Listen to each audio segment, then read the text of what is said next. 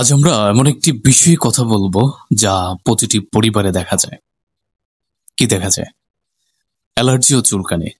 আপনি আপনি হয়তো বা যে ভিউয়ার্স আছেন, আপনি দেখতেছেন ভিডিওটা, আপনি বলছেন আমার নিজেরও তো চুলকানি আছে।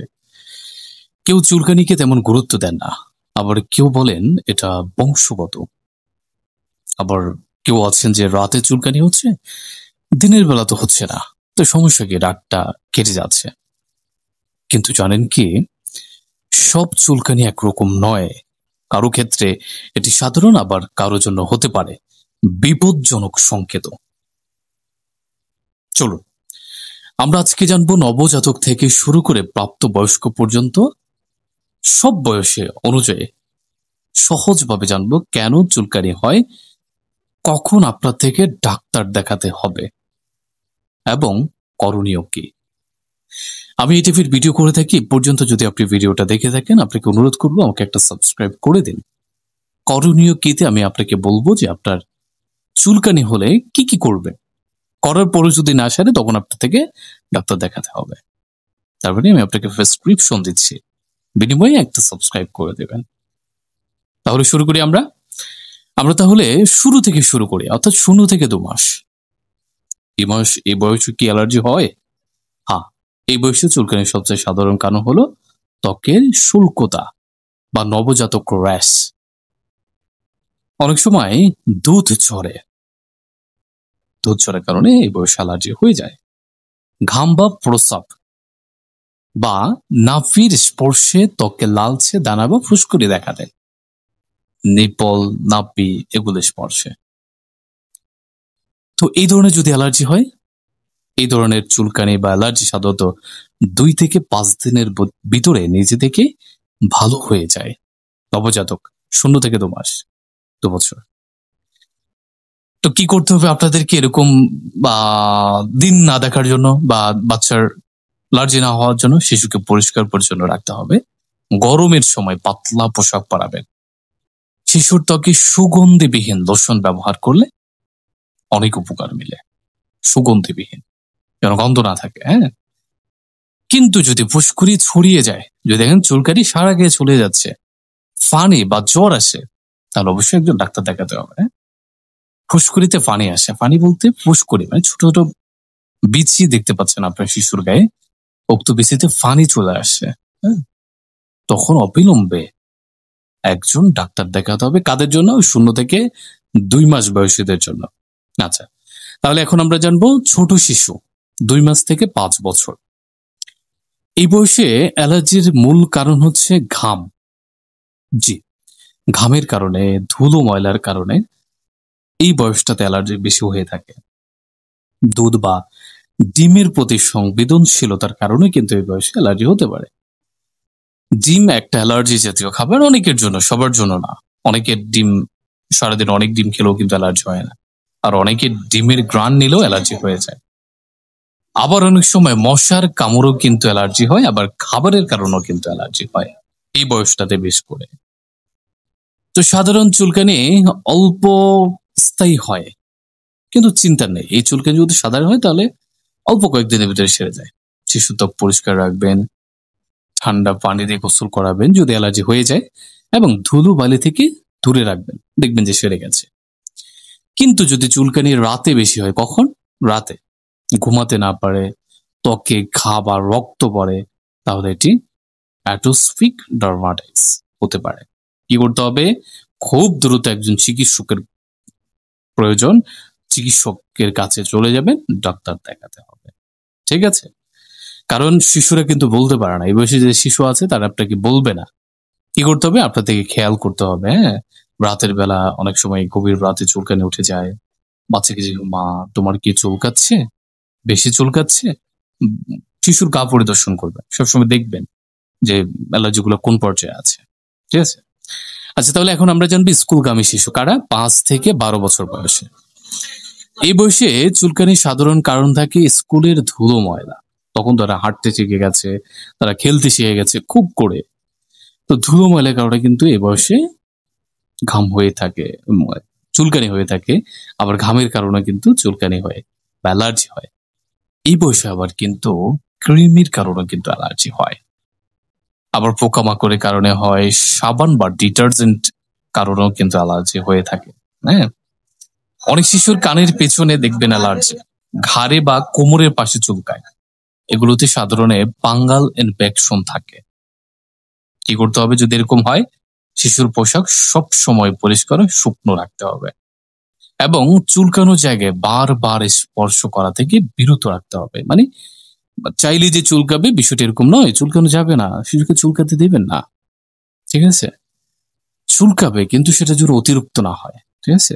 তবে চুলকানি যদি দেখেন যে ছড়িয়ে যায় সারা গায়ে, ফুসকুড়ি পানি পড়ে বা অন্যান্য শিশুদের আক্রান্ত করে, তখন এটি ছোঁয়াচে সংক্রমণ হয়ে যায়। তখন কি করতে হবে?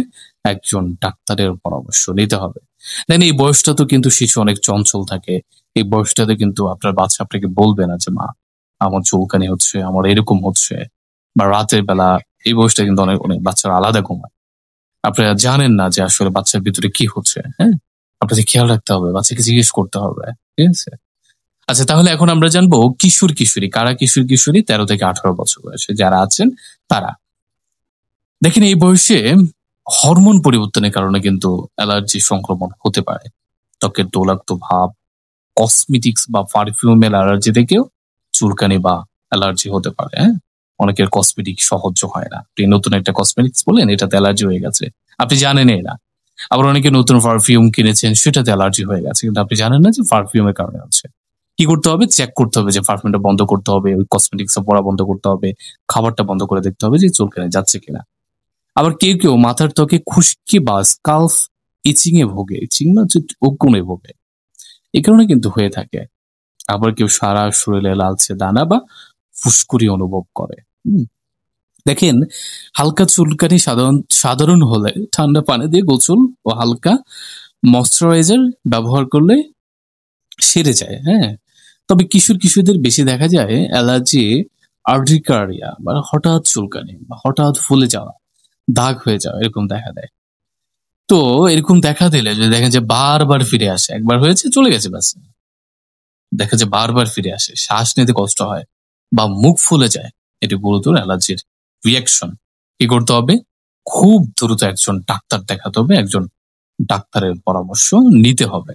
দেখেন এই বয়সটাতে কিন্তু আমরা বলতে পারি 18 বছর বয়সে আমরা বলতে পারি। হ্যাঁ, বলতে হবে। হ্যাঁ, যদি 18 বছর কোনো কেউ দেখে থাকেন আমার ভিডিওটা, যদি বাবা মা দেখেন না তাদেরকে বলবেন যে বাবা বলবি তুই আমাদেরকে, আমরা তোকে ওষুধ কিনে দেবো, আমরা তোকে ডাক্তার দেখাবো।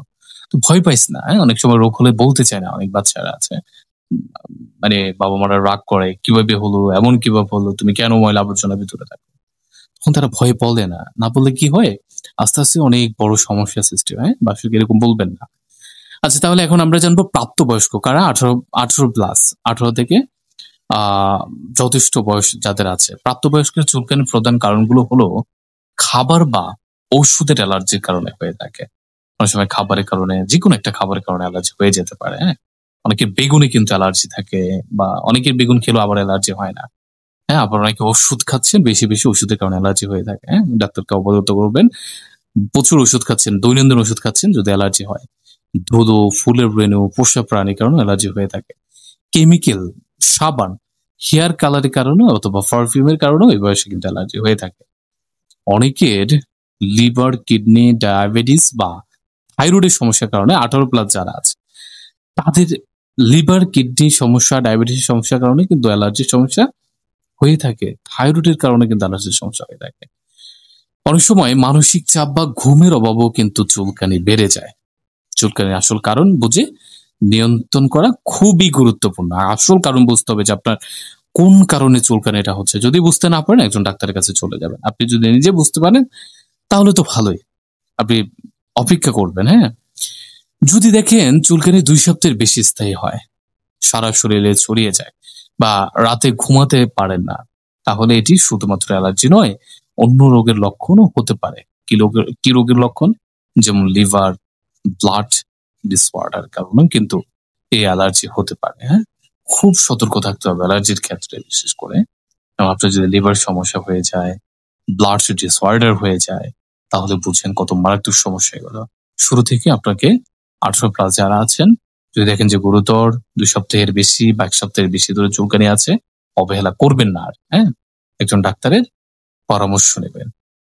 দেখেন কখন অ্যালার্জি বা চুলকানি স্বাভাবিক আর কখন বিপদের সংকেত, এই বিষয়টা যদি আপনাদেরকে আমি একটু বলে দিই, কয়েক ঘন্টা বা একদিন বা দুদিনে সেরে যায়, দেখতেন কয়েক ঘন্টা পর চলে গেছে বা একদিনে বা 2 দিনে সেরে গেছে, তখন কিন্তু স্বাভাবিক সব বয়সের ক্ষেত্রে। হ্যাঁ, 16 থেকে 18+ সব বয়সের ক্ষেত্রে সামান্য অ্যালার্জি একই স্থানে বারবার হয়, ছত্রাক বা কৃমি জড়িত কারো সংক্রমণে পুরো শরীরে ছড়িয়ে যায়। শ্বাসকষ্ট হয়, বিপজ্জনক অ্যালার্জি, সেটা বিপজ্জনক অ্যালার্জি। হ্যাঁ, কৃমি সংক্রমণ পুরো শরীরে ছড়িয়ে যায়, কৃমি সংক্রমণের কারণ হয়েছে, পুরো শরীরে ছড়িয়ে গেছে, শ্বাসকষ্ট হচ্ছে, তখন বিপজ্জনক অ্যালার্জি। ঠিক আছে? জ্বর, দুর্বলতা, চামড়া থেকে পানি পড়ে, ত্বকের ইনফেকশন হয়, দ্রুত চিকিৎসা দিতে হবে আপনাদেরকে, আর অপেক্ষা করা যাবে না। এই পর্যন্ত ভিডিওটা যারা দেখেছেন আপনাদেরকে বলছি, আমি এই টাইপের ভিডিও করে থাকি, আমাকে সাবস্ক্রাইব করে রাখতে পারেন। আমার ভিডিও দেখলে আপনার সময় নষ্ট হবে না, প্রতিটা সেকেন্ড মিনিট আপনার প্রয়োজন, আপনার কাজে লাগবে।